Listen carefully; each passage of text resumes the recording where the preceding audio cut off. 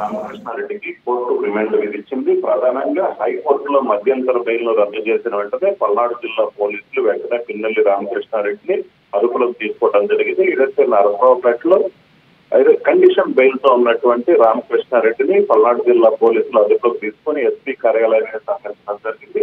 అక్కడి నుంచి 2 గంటల పాటు కోర్టు ఏదైతే ఈ మిగతా కేసులకు సంబంధించిన వివరాలన్నీ నమోదు చేసిన తర్వాత వెంటనే నరసరావుపేటలోని ప్రభుత్వ ఆసుపత్రికి తీసుకెళ్లారు. అక్కడ వైద్య పరీక్షలు నిర్వహించిన వెంటనే నేరుగా మాచర్ల కోర్టుకు తీసుకెళ్లడం జరిగింది. అర్ధరాత్రి సమయంలో కోర్టులో జడ్జి ముందు ప్రవేశపెట్టారు. అయితే జడ్జి ముందు ప్రవేశపెట్టిన తర్వాత 4 కేసులకు సంబంధించి ప్రధానంగా చూసుకున్నట్లయితే ఎన్నికల సమయంలో నడిచంతల మండలం పార్వై గేట్లో ఈవీఎం ధ్వంసం కావచ్చు, అలాగనే ఈవీఎం ధ్వంసం చేసి వస్తున్న సమయంలోనే అక్కడ ఈ పోలింగ్ బూత్ లో ఉన్నటువంటి ఏజెంట్ ఎవరైతే ఉన్నారో శేషగిరిరావు అడ్డుకోవడానికి ప్రయత్నిస్తే అతన్ని బెదిరించడం, ఆ తర్వాత బయటకు వచ్చిన తర్వాత ఇదేంటని ప్రశ్నించిన మరో మహిళను బెదిరించడం జరిగింది. ఈ 3 ఘటనలతో పాటు అలాగే మరుసటి రోజు కారంపూడిలో జరిగినటువంటి విధ్వంసం కావచ్చు, కారు తగలబెట్టడం, డ్యూటీలో ఉన్నటువంటి నారాయణ స్వామి మీద దాడి చేయడంతో వీటన్నిటికి సంబంధించి మొత్తం 4 కేసులు నమోదయ్యాయి. సో ఈ 4 కేసులకు సంబంధించి కూడా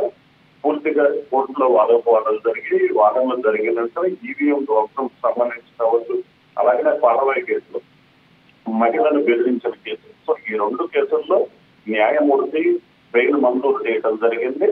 అలాగనే ప్రధానంగా ఈ టీడీపీ ఏజెంట్ ఎవరైతే శేషగిరిరావు ఉన్నారో శేషగిరిరావుని ఈవీఎం ధ్వంసం చేసి అడ్డుకొని వస్తున్న సమయంలో శేషగిరిరావు ఆ పిన్నెల్లి రామకృష్ణారెడ్డిని అడ్డుకోవడంతో ఆయన్ని బెదిరించడం జరిగింది. దీనికి సంబంధించి 307 సెక్షన్ కింద కేసు నమోదు చేయడం జరిగింది. ఈ కేసులో ఆయన ఏవన్గా ఉన్నారు. ఈ కేసులో మాత్రం జడ్జి రామకృష్ణారెడ్డికి రిమాండ్ విధించడం జరిగింది. అలాగే కారంపూడిలో చూసుకున్నట్లయితే పోలింగ్ జరిగిన తర్వాత భారీ స్థాయిలో విధ్వంసం చోటు చేసుకుంది. టీడీపీ కార్యాలయం తగలబెట్టారు. 100ల సంఖ్యలో రాడ్లు కర్రలతో నడి రోడ్డు మీద పిన్నెలతో పాటు ఆయన అనుచరులు తిరగడం జరిగింది. దీనికి సంబంధించి అక్కడ టీడీపీ కార్యాలయం తగలబెట్టారు. టీడీపీ కార్యకర్తలు చెందిన కారు తగలబెట్టడం జరిగింది. ఈ గొడవను ఆపేందుకు ప్రయత్నించి అల్లరి మొక్కలను అడ్డుకునేందుకు ప్రయత్నించినటువంటి సిఐ నారాయణ స్వామి మీద కూడా దాడి చేశారు. ఈ దాడిలో సిఐ నారాయణ స్వామి కూడా గాయాలైనటువంటి పరిస్థితి ఉంది.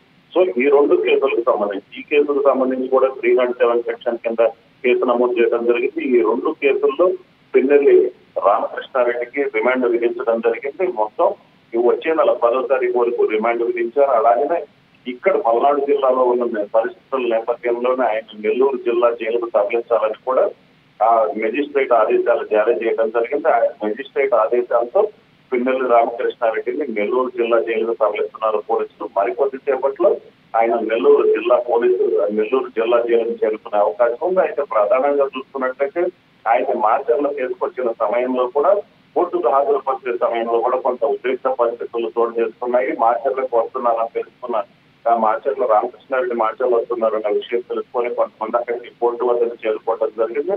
పిన్నెల్లి రామకృష్ణారెడ్డి వచ్చిన సమయంలోనే ఆయనకి వ్యతిరేకంగా, ఎందుకంటే చాలా కాలంగా మాచర్లో కొన్ని ఏదైతే అరాచకాలు చేస్తున్నటువంటి పిన్నెల్లికి ఆ కోర్టుకు తీసుకొని రావడం, ఖచ్చితంగా అరెస్ట్ చేయడంతో అక్కడ బాణసంచా కాల్చడం జరిగింది. దీంతో పిన్నెల్లికి అనుకూలంగా ఉన్నటువంటి వర్గం వ్యతిరేక వర్గం మధ్య కొంత ఉద్రిక్త పరిస్థితి చోటు చేసుకుంది. ఇదే సమయంలో అక్కడికి టీడీపీ కార్యకర్త కొమర శివ రావడం జరిగింది. కొమర శివని చూసిన వెంటనే అక్కడ కోర్టులోకి తీసుకెళ్తున్న సమయంలో పిన్నెల్లి రామకృష్ణారెడ్డి కొమర శివకి ఎదురుపడటంతో అక్కడ కొమర శివ టీడీపీ కార్యకర్త కడుపులో పిన్నెల్లి రామకృష్ణారెడ్డి పొందడం జరిగింది. దీంతో అక్కడ ఉద్రిక్త పరిస్థితులు 2 వర్గాలు కూడా ఏదైతే నినాదాలు చేసినటువంటి పరిస్థితి ఉందో, అయితే అక్కడే ఉన్నటువంటి పోలీసులు అయితే మాత్రం అందరినీ కూడా అక్కడి నుంచి పంపించి వేయడం జరిగింది. మొత్తం మీద అయితే మాత్రం ఎన్నికల రోజు నుంచి కూడా ఇప్పటి వరకు మాచర్లలో జరిగినటువంటి గొడవలు దాడులకు సంబంధించి ఉద్రిక్త పరిస్థితులు చోటు చేసుకున్నాయి. అలాగనే కేసు నమోదు చేయడం, పిన్నెల్లి రామకృష్ణారెడ్డి అజ్ఞాపంలోకి వెళ్ళడం,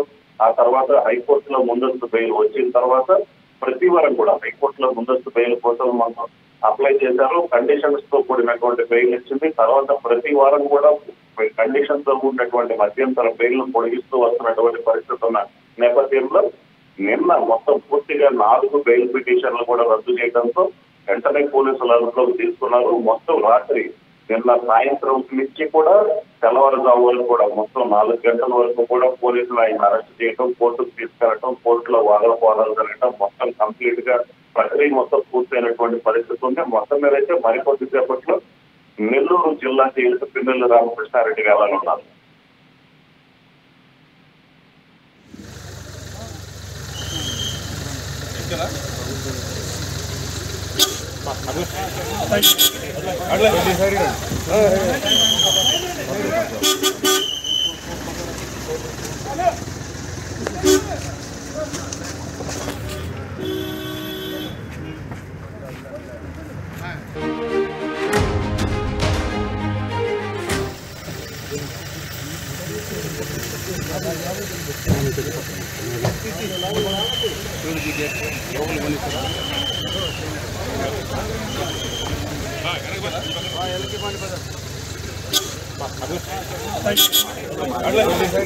రామకృష్ణారెడ్డికి కోర్టు రిమాండ్ విధించింది. ప్రధానంగా హైకోర్టులో మధ్యంతర బెయిల్ రద్దు చేసిన వెంటనే పల్నాడు జిల్లా పోలీసులు వెంటనే పిన్నెల్లి రామ